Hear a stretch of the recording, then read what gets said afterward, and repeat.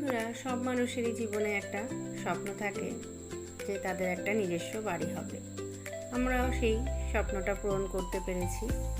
আমাদের একটা ফ্ল্যাট ছিল, সেটা আমরা বিক্রি করে দিয়েছি, তারপরে এই বাড়িটা কিনেছি। প্রমোটারের কাছ থেকে জমি বাড়ি দুটোই আমরা একসাথে কিনেছি।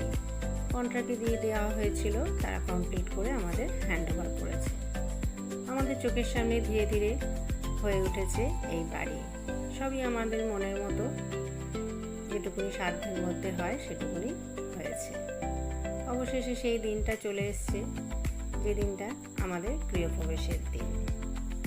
ওই দিন প্রচণ্ড সকাল থেকে বৃষ্টি, কিন্তু বৃষ্টি হলেও সব কিছু সুন্দরভাবে মিটেছে। যেহেতু বৃষ্টি হচ্ছিল, তাই বাড়ির চারপাশে আর ঘোরা হলো না। ঠাকুরমশাই বললেন ঘরের ভেতর ঘুরলেও হবে, কেননা যখন ফ্ল্যাটে গৃহপ্রবেশ হয় তখন তো এইভাবেই হয়। তাই আমরা প্রত্যেকটা ঘরকে একবার একবার করে ঘুরে কাজটা সারলাম। সবই সুষ্ঠুভাবে হয়েছে। যেহেতু কলসি কাকে নিয়ে হাঁটা অভ্যাস নেই, তাই জল ভরা কলসি নিয়ে হাঁটতে একটু কষ্টই হচ্ছিল।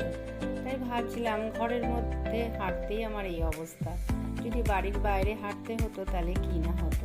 তবুও হাসি মুখে সবই করে নিলাম, কারণ আমার বড় একটা স্বপ্ন পূর্ণ হয়েছে। এখন ধীরে ধীরে এই বাড়িটাকে সাজানোর পালা।